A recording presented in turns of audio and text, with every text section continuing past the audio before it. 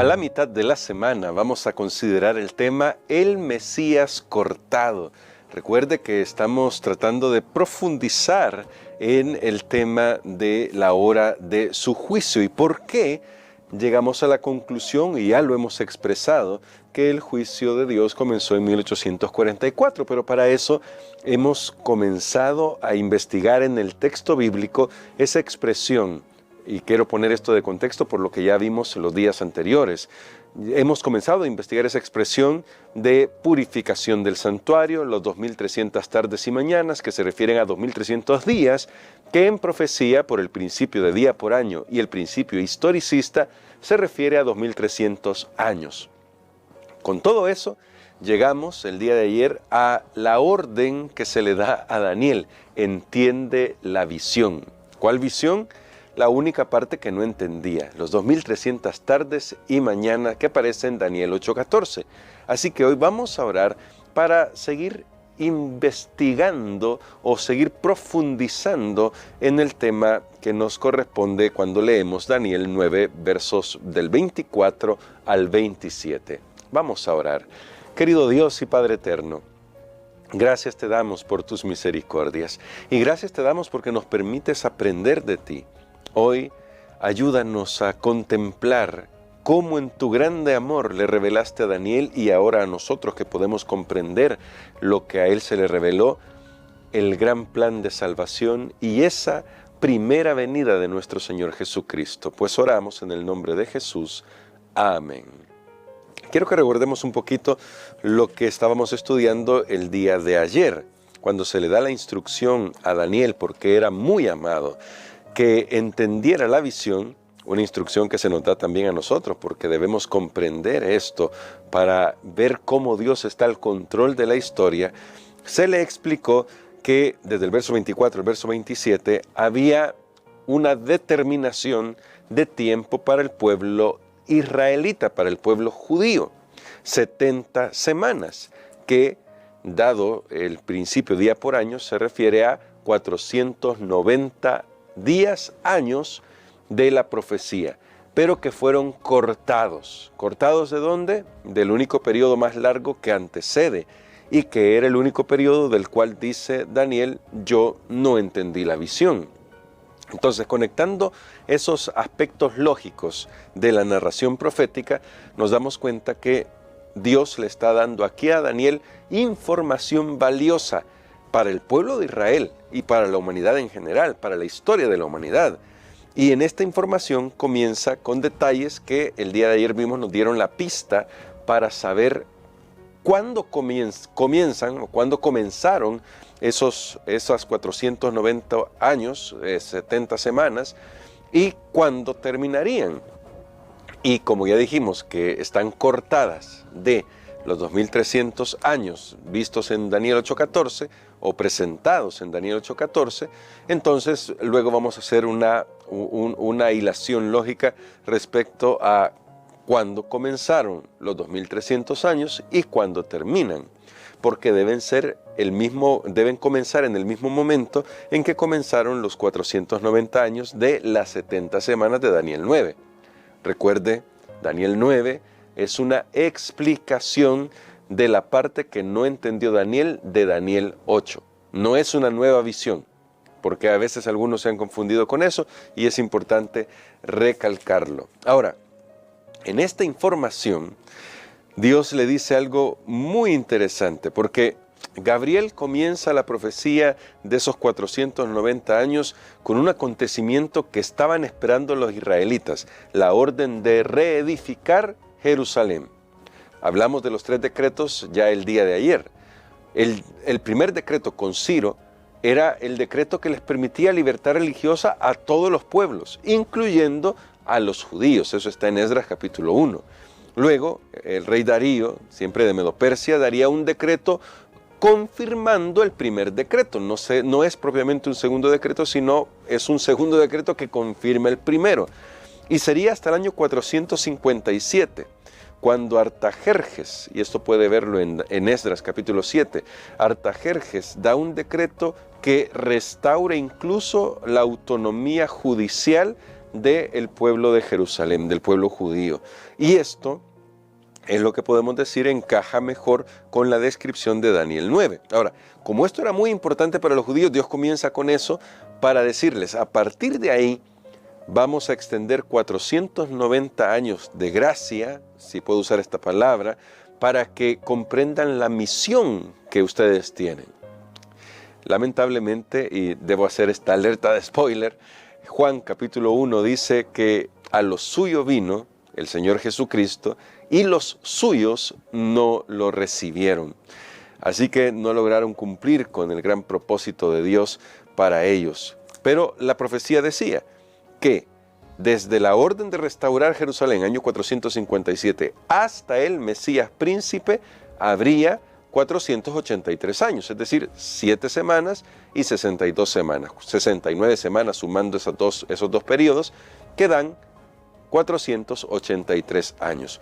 Y ya lo decíamos, estoy tratando de recordar todo esto para que nos quede claro, lo decíamos el día de ayer, justo en el año 27, que es el año 15 de Tiberio César, Jesús es bautizado y por lo tanto es ungido, aparece como el ungido. Ahora, escuchen bien lo que dice el verso 27 de Daniel 9. En otra semana, porque recuerden, son 70 semanas, pero hasta este momento, hasta el verso 26, solo llevamos 69 semanas. Entonces el verso 27 dice, en otra semana confirmará el pacto a muchos, y a la mitad de la semana hará cesar el sacrificio y la ofrenda, y sobre el ala del templo uno ejecutará la abominación asoladora hasta que la ruina decretada caiga sobre el desolador. Ahora, en el verso 26 dice que al Mesías le quitarán la vida. ¿En qué momento? El verso 27 explica que a la mitad de la semana número 70. Esos dos textos deben leerse en paralelo, ¿verdad? Verso 26 dice, le quitarán la vida al Mesías, mas no por sí, es decir, va a ser muerto y de hecho va a ser en favor de otros, eso es el mas no por sí. Hay otras traducciones, usted las puede explorar, incluso en nuestro folleto se da una traducción que explica que la muerte del Mesías no era en favor suyo, ni a causa suya, sino en favor de otros, pero el verso 27 explica que sería a la mitad de la semana. Curiosamente, bueno, uso esta palabra muy humana, curiosamente, pero aquel que investiga y que analiza las profecías se da cuenta que justo 3 años y medio después que Jesús inició su ministerio, a la mitad de la semana última, Jesús murió en la cruz del Calvario. En el año 31, Jesús muere en la cruz del Calvario justo en la fecha de la Pascua. Un dato muy interesante para tener en cuenta. Ahora, Pablo aplica esto. En Romanos capítulo 5, versos 6 y 9, Pablo lo dice, cuando nosotros éramos enemigos de Dios, Cristo murió en nuestro lugar. Cristo murió en favor nuestro. Y Pablo dice, muy difícilmente uno moriría incluso por una persona justa, pero por un injusto, por un pecador, por alguien que se sabe que está condenado, nadie pagaría el precio por él. Bueno, Pablo dice, Jesús lo hizo por nosotros, por ese grande amor que tiene para nosotros. Así que en el año 31, Jesucristo confirmó el pacto eterno, el evangelio eterno, con todo aquel que en él cree, y con su sangre selló para siempre la salvación para todo el que cree en él. Por eso Juan 3:16 es tan famoso y dice, de tal manera amó Dios al mundo que envió a su Hijo unigénito para que todo aquel que en él crea no se pierda, mas tenga vida eterna. Así que esta profecía tiene como centro a Jesús. Y noten que esta profecía de Daniel 9 es en realidad una explicación, es el comienzo de la explicación de la profecía de Daniel 8:14, cuyo centro también es Jesús, porque nos habla de Jesús, y ya si unimos todo el cuadro, en sus dos formas, si puedo decirlo de esa manera. Primero, como el Cordero de Dios que quita el pecado del mundo, como lo presentó Juan el Bautista. Y segundo, como el gran sumo sacerdote que hace la purificación del santuario. Porque en el antiguo Israel, usted lo puede leer en Levítico 16, era el sumo sacerdote, no otro sacerdote, sino el sumo sacerdote el que hacía la purificación del santuario en el día del Yom Kippur. Es el día del juicio, el día de la expiación. Así que la Biblia nos está mostrando el panorama profético completo. Jesús es el Cordero de Dios que quita el pecado del mundo y ha venido para que con su sangre se haga expiación de los pecados. Y en la historia, pronto, después de que sucede la muerte de Jesús, digo pronto, unos años después, según la profecía de Daniel 8:14, vendrá la hora del juicio. Así que qué maravilloso es saber, mi hermano, mi hermana, que Jesús cumple con la profecía. Y al venir Jesús y cumplir con la profecía, traslada todo lo que significaba el sistema ritual en esta tierra, con todos sus significados proféticos típicos, hacia la realidad que es Cristo Jesús, el antitipo, ¿verdad? Que es la realidad, para usar mejor esa palabra, que es la realidad de todo.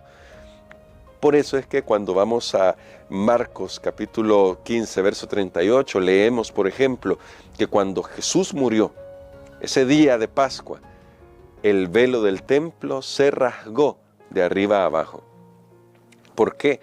Porque el sistema sacrificial que apuntaba hacia Jesús había llegado al momento en que al momento señalado, que era Jesús muriendo en la cruz del Calvario. A partir de ahí, eso se traslada a la realidad y ahora ya no necesitamos un santuario en el que hacer sacrificios, porque el Cordero de Dios ya fue sacrificado. Nuestra Pascua, dirá Pablo, ya fue sacrificada conforme a las Escrituras, y ahora nos concentramos en el ministerio de Jesús en el cielo, porque Pablo explicará también, dependiendo de si aceptamos que Pablo escribió el libro de Hebreos, o la epístola a los Hebreos, o la carta a los Hebreos, que hay un verdadero santuario que edificó no el hombre, sino Dios, y que ahí tenemos a nuestro sumo sacerdote. Y si nuestro sumo sacerdote está en el santuario, está haciendo algo, está aplicando sus méritos en favor de todos nosotros. Pero nuestros pecados contaminan, y eso ya lo vamos a ver en el día de mañana. El día de mañana que hablaremos en detalle sobre este aspecto. Como nuestros pecados contaminan, se debe hacer una purificación. Pero noten que todo está centrado en lo que Jesús ha hecho y está haciendo en nuestro favor. Así que qué grande y maravillosa noticia es esto. La profecía, de manera muy sencilla, nos muestra esta realidad. La venida de Cristo, del Mesías, se cumplió como Dios lo había prometido. Y esto es solamente uno de los pasajes que muestran que Jesús es el Mesías. Luego tenemos Miqueas, donde dice que Jesús nacería en Belén. Tenemos a Oseas, que nos dice, de Egipto llamé a mi hijo. Tenemos varios textos donde se nos muestra puntos esenciales del ministerio del Señor Jesucristo. Y uno de los puntos más esenciales está aquí en Daniel 9, 24 al 27, que nos dice que cuando se cumpliera el tiempo, entonces Jesús moriría en la cruz. Claro, aquí no dice que moriría en la cruz, pero dice aquí que sería sacrificado, que moriría para confirmar el pacto con muchos, es decir, con todo aquel que cree en Jesús. De ahí que Pablo pudiera usar estas palabras allá en Gálatas capítulo 4. Llegado el cumplimiento del tiempo. Yo creo que Pablo tenía en mente justo este pasaje. Llegado el cumplimiento del tiempo, Dios envió a su Hijo, nacido de mujer, nacido bajo la ley, para libertar a los que estaban bajo la ley. Jesús vino a librarnos de la condenación, para que todos nosotros podamos tener la oportunidad de salvación en Él, para que lo miremos a Él, que es el sacrificio perfecto. Siempre debemos recordar que todo el Antiguo Testamento nos habla de Jesús y apunta hacia la obra de Jesús, apunta hacia el Cordero de Dios que quita el pecado del mundo. El sistema de sacrificios de los judíos no era meramente un asunto ritual en el que se tenía que llevar corderos porque sí. Cada cordero era un recordatorio del plan de salvación y de lo que Dios se proponía hacer en el futuro desde la perspectiva de ellos. Cuando Jesús vino, el velo del templo se rasgó porque en ese momento el tipo, es decir, la figura, el símbolo, se encontró con la realidad. Y al encontrarse con la realidad, ahora nos muestra una realidad más amplia. Esa realidad está en el santuario celestial. Por eso es necesario ahora comenzar a mirar hacia el santuario celestial. De ahí que vamos a considerar este tema de la purificación del santuario y de cuándo se cumplieron los 2300 años profetizados en Daniel 8:14.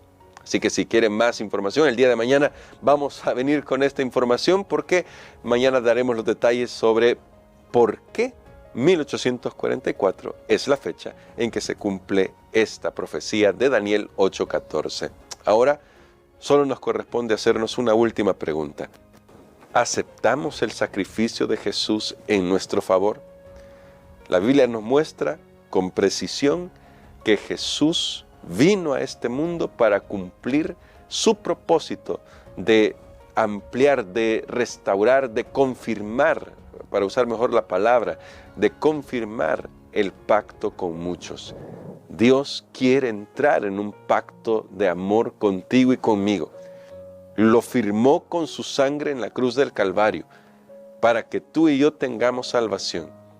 La única pregunta que nos queda es, ¿aceptaremos su amor? ¿Aceptaremos su invitación de amor? Porque la Biblia nos deja claro que Él ya hizo todo lo que puede hacer y siempre hace todo cuanto puede hacer para salvarnos, pero lo que nunca hará será forzar nuestro amor. Nunca nos forzará a tomar una decisión, nunca nos forzará a amarlo. Eso debemos decidirlo personalmente.